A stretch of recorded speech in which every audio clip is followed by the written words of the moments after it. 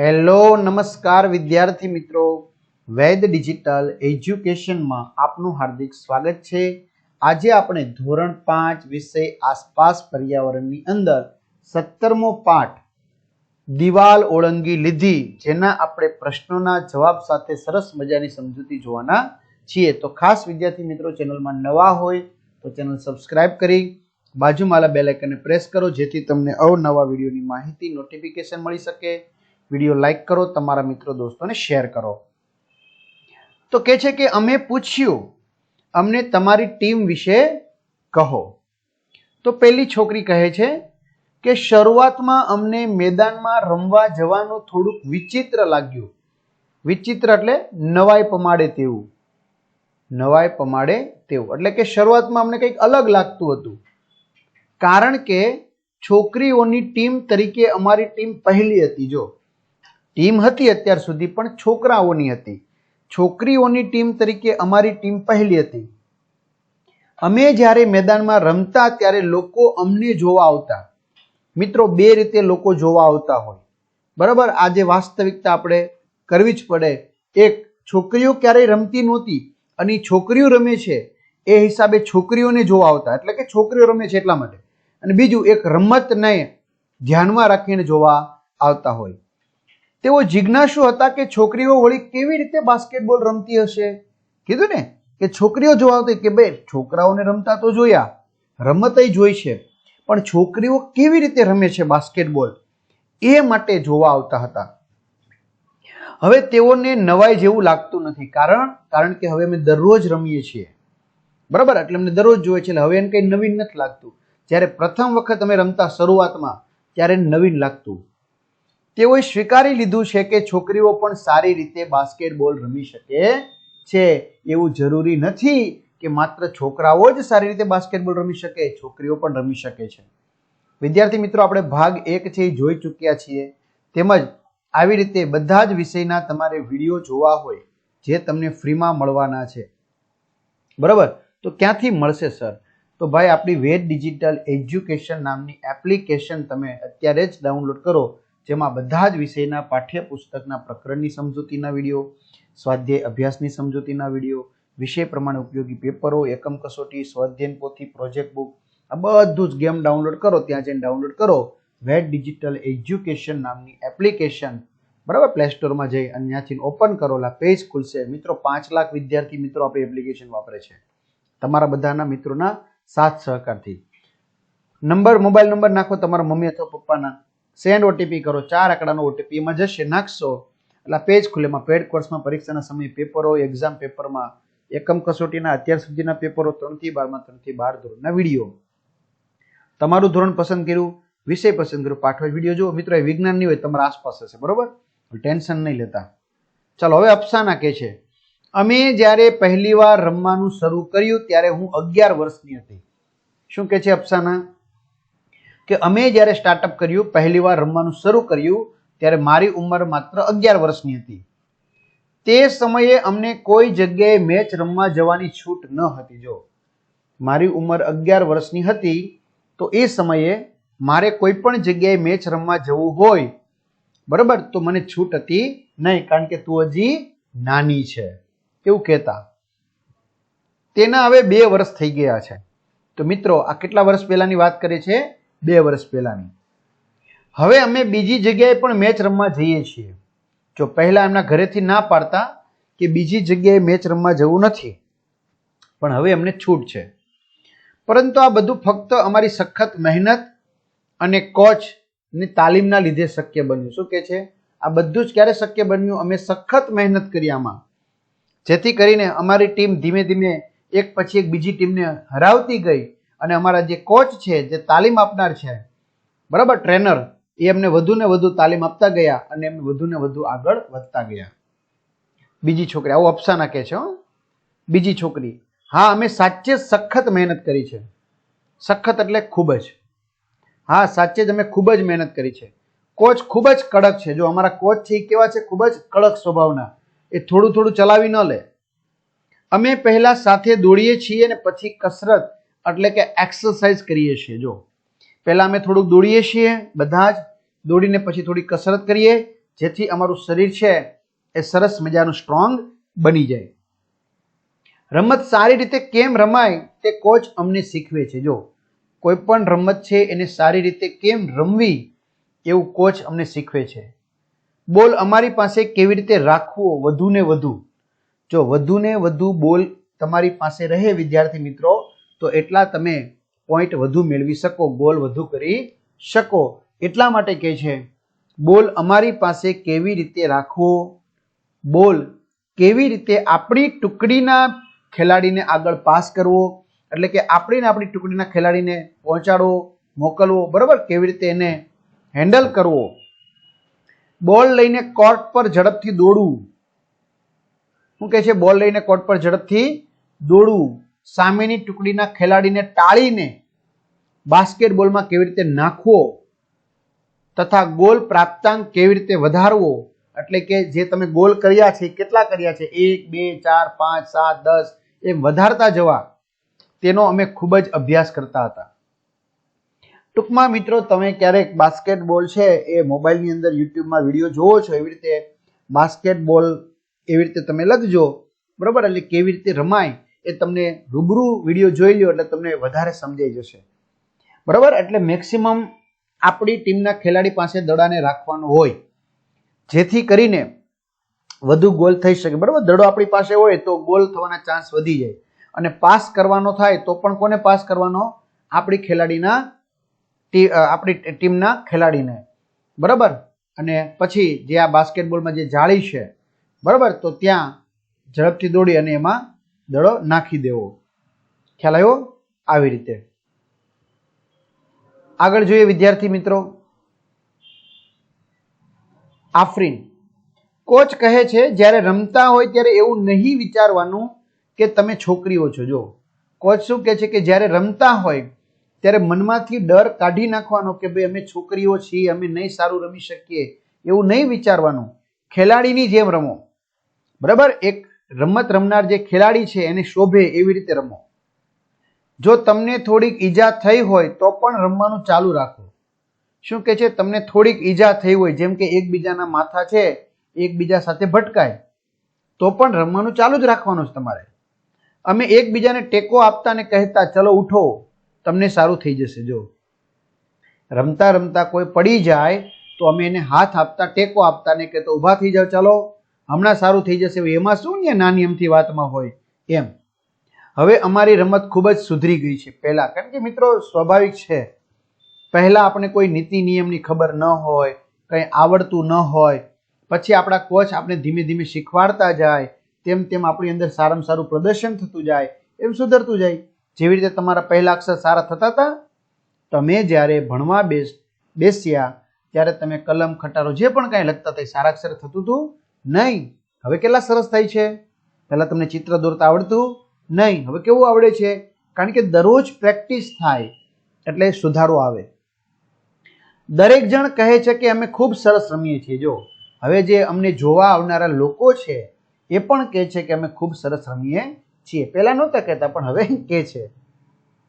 એક છોકરી, અમે છોકરાઓની ટુકડી સાથે પણ રમીએ છીએ અને તેમને પણ હરાવીએ છીએ. જો હવે તો અમે છોકરાઓની ટુકડી સાથે પણ રમીએ છીએ, એવું નહીં કે છોકરાઓ સાથે ન રમાય, રમવું જોઈએ. અમે છોકરાઓને પણ હરાવી દઈએ છીએ. ચલો અમે જીતી જઈએ છીએ એમ. ચર્ચા કરો. શું તમારી શાળા કે પડોશમાં છોકરાઓ અને છોકરીઓ જુદા જુદા પ્રકારની રમતો રમે છે? જો હા, તો છોકરાઓ કઈ રમતો રમે છે અને છોકરીઓ કઈ રમતો રમે છે? તો હા, મારી શાળા કે પડોશમાં છોકરા છોકરીઓ જુદા જુદા પ્રકારની રમતો રમે છે. છોકરાઓ ક્રિકેટ, કબડ્ડી, બાસ્કેટબોલ જેવી રમતો રમે છે, જ્યારે છોકરીઓ લંગડી, કોથળા દોડ, લીંબુ ચમચો કે લીંબુ ચમચી જે કહો તે, ખોખો જેવી રમતો રમે છે. જ્યારે દોડ, લાંબો કૂદકો, ઊંચો કૂદકો, ગોળા ફેંક, વોલીબોલ જેવી રમતો છોકરાઓ તેમજ છોકરીઓ બંને રમે છે. શું તમે વિચારો છો કે જુદી જુદી રમતોને છોકરાઓ અને છોકરીઓ જે રીતે રમે છે તેમાં કોઈ તફાવત છે?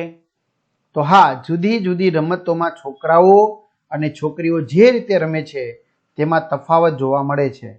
છોકરાઓ ક્રિકેટ, વોલીબોલ અને કબડ્ડી જેવી આક્રમક રીતે પૂરા જોશથી રમે છે, જ્યારે છોકરીઓ તો રમતો હળવાશથી રમે છે, તેમાં આક્રમકતા જોવા મળતી નથી, એટલે કે જનૂન બહુ ઓછું હોય.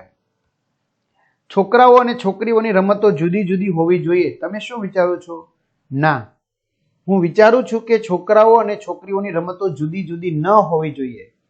તેમાં ભેદભાવ એટલે કે અંતર રાખવાની કોઈ જરૂર નથી. આપણે સમજવું જોઈએ કે ખેલાડીઓ તેમની જાતિ, છોકરો કે છોકરીને બદલે તેમની રમવાની ક્ષમતાના આધારે ઓળખાય છે. આગળ અમે કહ્યું તમારી ટીમ વિશે વધારે કહો. જ્યાં રિપોર્ટર આવ્યા હતા એને કીધું કે તમારી ટીમ વિશે હજી તમે વધારે માહિતી આપો. તો એક છોકરી કહે છે અમારી ટીમ ખાસ છે, મહત્વની છે. ખાસ છે એટલે કે મહત્વની છે. અમારી ટીમમાં એકતા સારી છે. અમારી ટીમમાં એકતા સારી છે. બહુ જો અમે ઝઘડો પણ કરીએ તો પણ તરત જ એક થઈ જઈએ. શું કે છે? અમે કદાચ નાની નાની બાબતમાં ઝઘડો કરીએ તો ફરી પાછા અમે એકમેક થઈને રહીએ છીએ અને ઝઘડા છે એને અમે ભૂલી જઈએ છીએ. અહીં અમે કેવી રીતે સાથે રહેવું અને રમવું તે બંને વસ્તુ શીખ્યા છીએ. શું કે છે? અમે અહીં કેવી રીતે સાથે રહેવું, હળીમળીને કામ કરવું, ટીમવર્ક, અને કેવી રીતે રમવું એ શીખ્યા છે. અમારી ટીમની થોડીક છોકરીઓને મુંબઈની ટીમમાં રમવાની તક પણ મળી છે. જો અમારી ટીમની ઘણી ખરી છોકરીઓ છે એ મુંબઈ ખાતેની ટીમમાં સિલેક્ટ થઈ ગઈ છે અને એમને ત્યાં પણ રમવાની તક મળી છે. મેચ સોલાપુર હતી. મેચ ક્યાં હતી? સોલાપુર હતી. હવે જરીન કે છે જ્યારે અમે સોલાપુર ગયા અમે જોયું કે ટીમમાં જુદા જુદા રાજ્યોની છોકરીઓ હતી. મેચ ક્યાં હતી? સોલાપુરમાં રમવાની હતી. બરોબર.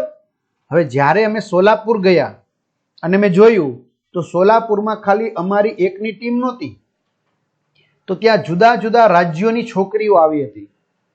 બરાબર. ગુજરાત, મધ્યપ્રદેશ, રાજસ્થાન, ઉત્તર પ્રદેશ એમ જુદા જુદા રાજ્યની છોકરીઓ હતી. તેઓ અમારી સાથે સારી રીતે વાત કરતી ન હતી. તેઓ અમારી સાથે સારી રીતે વાત કરતી નહોતી અને અમને ઉતરતી કક્ષાની સમજી વર્તતી હતી. એટલે કે અમને ઉતરતી કક્ષાની એટલે કે નીચલી કક્ષાની, બરાબર, નીચલી કક્ષાની સમજી અમારી સાથે એવું વર્તન કરતી હતી.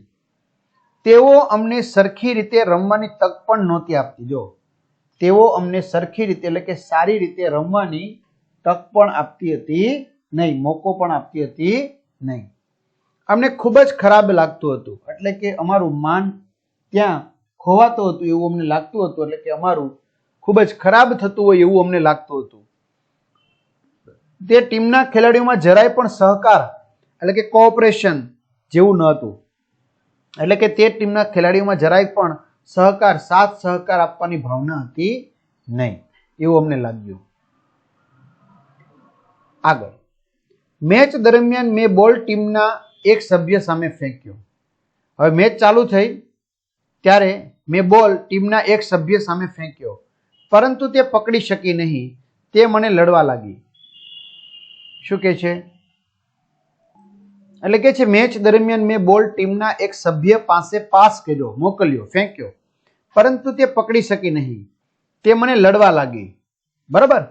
ભૂલ માટે મને જવાબદાર ઠેરવવા લાગી. ભૂલ માટે કોને જવાબદાર ઠેરવવા લાગી? મને, કે ભાઈ તારી ભૂલ છે એમ, કે તે બરાબર થ્રો કર્યો નહોતો, ફેંક્યો નહોતો. આ બધી ગેરસમજમાં અમે મેચ હારી ગયા. આવી બધી મિસઅન્ડરસ્ટેન્ડિંગ થઈ, ગેરસમજ થઈ કે ભાઈ તું જવાબદાર છો, તું જવાબદાર છો, તું જવાબદાર છો, એમાં મેચ હારી ગયા. પરંતુ આવું ક્યારેય અમારી પોતાની ટીમમાં થયું ન હતું. જો પરંતુ આવું ક્યારેય અમારી ટીમમાં થયું નથી કે ભાઈ તારી હિસાબે આપણે મેચ હારી ગયા, એવું નથી થયું. જો કોઈની ભૂલના લીધે અમે બાસ્કેટ ચૂકી જઈએ તો અમે ગુસ્સો કરતા ન હતા. શું કે છે? જો અમારામાંથી કોઈ ખેલાડીની ભૂલ થઈ હોય અને અમે બાસ્કેટ ચૂકી જઈએ, બરાબર, બોલ છે બાસ્કેટમાં નાખતા ચૂકી જઈએ, તો અમે ગુસ્સો કરતા નહોતા. કહેતા કઈ વાંધો નહીં, ચલો કઈ વાંધો નહીં, ઇટ્સ ઓકે, બસ ફરીવાર આપણે સારું કરીશું, ફરીવાર આપણે ધ્યાન રાખીશું, જેથી આવી ભૂલ ન થાય, સારું કરીશું. એકબીજાને ટેકો આપવો એ ખૂબ મહત્વનું છે. જો એકબીજાને સહકાર આપવો, ટેકો આપવો, મદદ થવું એ બહુ મહત્વનું છે. કારણ કે આપણે બધા ટીમનો એક ભાગ છીએ. વિદ્યાર્થી મિત્રો, એક વ્યક્તિથી ટીમ નથી જીતાતી. આપણે ક્રિકેટ મેચ જોયું હશે, બરાબર. માની લો કે ઓપનિંગમાં વિરાટ કોહલી આવે છે કે રોહિત શર્મા આવે છે અને 250 રનની રન મારે છે, બીજા ખેલાડી થોડા થોડા રન મારે છે, બરાબર, અને માની લો કે વન ડે ટીમનો સ્કોર 350નો થાય છે, તો શું વિરાટ એક જ જવાબદાર છે? નહીં. સામે જ્યારે બોલર આવશે દડો ફેંકનાર, તો એનો પણ એટલો જ મહત્વનો રોલ છે. પછી જે ફિલ્ડિંગ કરતા હશે એનો પણ એટલો જ મહત્વનો રોલ હશે. ખ્યાલ આવે છે? એમ એટલે બધાના સાથ સહકારથી થાય. બોલર છે એ બોલિંગ ન કરી શકે સારી, તો સામેવાળી ટીમ 350 આરામથી રન કરી નાખે. ખ્યાલ આવે છે? ફિલ્ડર હરકી ફિલ્ડિંગ ન ભરે તો આમ આરામથી 4 જતી રહે, કેચ છૂટી જાય વગેરે બની શકે. આફરીન. સોલાપુરમાં રમ્યા પછી અમને સમજાયું કે અમારી ટીમમાં શું ખાસિયત છે. સોલાપુરમાં અમે રમ્યા પછી અમને સમજાયું કે અમારી ટીમમાં શું ખાસિયત છે, શું નવીનતા છે, શું અલગ છે. અમારી વચ્ચેનો સહકાર એ જ અમારી તાકાત છે. જો અમે પરસ્પર હળી મળીને એકતાથી રમીએ છીએ, એ જ અમારી મોટા મોટી જીત છે, એ જ અમારી તાકાત છે. એ વાત અમે આજે સોલાપુરમાં મેચ રમ્યા ત્યારે સમજ્યા અને એકબીજાને ટેકો આપવા લાગ્યા, એકબીજાને મદદરૂપ થવા લાગ્યા. જો અમારી ટીમમાં સહકાર ન હોય, જો અમારી ટીમમાં સાથ સહકાર ન હોય, તો અમારી ટીમનો દરેક ખેલાડી કુશળ એટલે કે સારો હોવા છતાં પણ અમે મેચ હારી જઈએ. શું કહે છે મિત્રો? બધાનો સાથ સહકાર હોવો જરૂરી છે, તો જ ટીમની જીત થાય. એટલે કે સંઘે શક્તિ, સંઘ બને, બરાબર, બધાની એકતા બને તો તમને શક્તિ મળે, તો તમે વિજેતા થાવ. એક ટીમની જેમ રમવા માટે એકબીજાની તાકાત અને નબળાઈ સમજવી જરૂરી છે. જો એક ટીમની જેમ તમારે રમવું હોય તો એના માટે કઈ ટીમની કેટલી તાકાત છે, કઈ નબળાઈ છે, કયો એનો પ્લસ પોઈન્ટ છે, કયો એનો માઇનસ પોઈન્ટ છે, એ સમજવો જોઈએ. જો મિત્રો બાસ્કેટમાં નાખવાનો પ્રયત્ન કરે છે.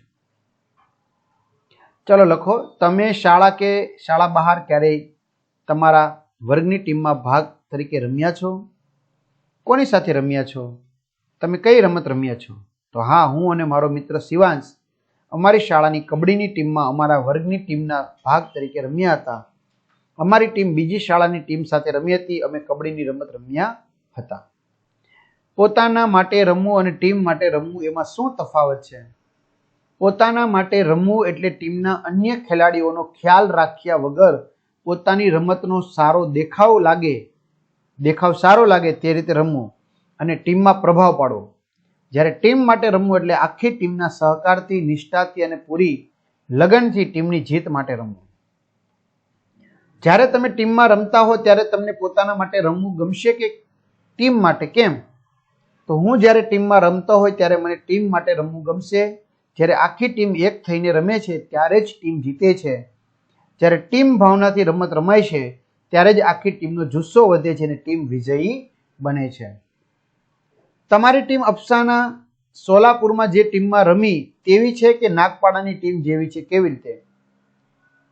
તો અમારી ટીમ નાગપાડાની ટીમ જેવી છે, કેમ કે નાગપાડાની ટીમનો દરેક સભ્ય ટીમમાં એકબીજાની ઇજ્જત કરે છે.